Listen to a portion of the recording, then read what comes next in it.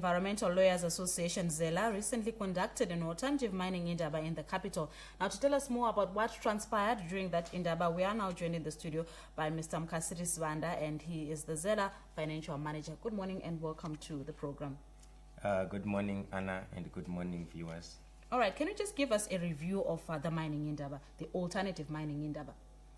Right, this is the second alternative mining indaba that we have held.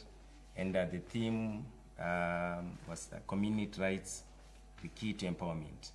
And last year's theme was communities, they count the costs of mining but not the benefits. So the whole idea was to bring the communities their rights that are being violated by mining. Right, as you know, mining is key to our economic growth. But the question is, this growth has not been felt by mining communities.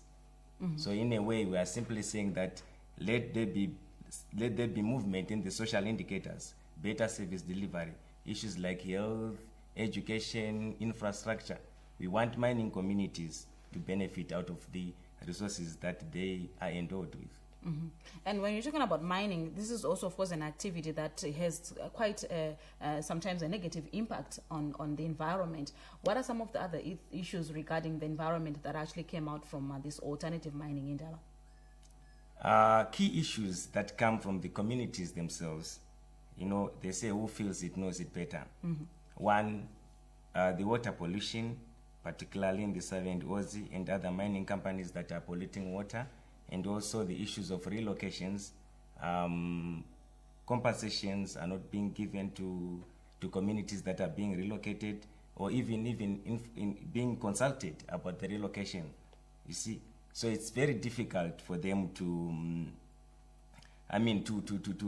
live in a situation where their rights are constantly being violated. In terms of job opportunities, you would expect that locals would benefit out of that. But they cry foul that most people employed are not locals. And if locals are employed, they are given menial jobs. And as you know, menial jobs, there is little chance to be given salaries that can make locals escape out of poverty. So let that be skills transfer, so that in the event that mines, they close, then it means that there is an opportunity for skills to be transferred to other businesses. Mm-hmm. Now, having said that, what are some of the recommendations that came out during this indaba? Key recommendations were, one, equitable distribution of mineral revenue between the national fiscus and the local fiscus. Then second to that is the issue of illicit financial flows. You know, mining, in terms of, if you look at the export revenue, it's quite substantial. But you look at the revenue that is being paid to the fiscus, it is insignificant. It is very small. So we need to explore ways whereby mining companies, they simply be responsible in terms of the money they remit to the fiscus or to the national purse. Mm-hmm. Yeah. All right. Now, you mentioned that your theme, of course, looking at communities and how they get to be related to mining activities. Now, at this point in time, what would you say communities must do, those communities that are in and around where mining activities are taking place? The most important thing is the aggregation of their voices. Mm-hmm. You know, mining in Zimbabwe, the communities are scattered. I think mining happens in most parts of Zimbabwe. But they need to have one voice in terms of advocating for their issues. They need to look at themselves as rights holders, not as beneficiaries. Mm-hmm. Because this is an intergenerational wealth, and we owe it to ourselves to use this revenue, to use this business, or this wealth that has been bequeathed to us by our forefathers in a sustainable manner, so that our children and grandchildren at least will see the benefit that at least there were some resources. As you know, that minerals are exhaustible. Mm-hmm.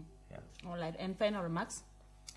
My final remarks are that it is very critical when we talk about economic growth, when we talk about the mining contribution to the economic development of Zimbabwe, that we do not forget the key people that are the poor.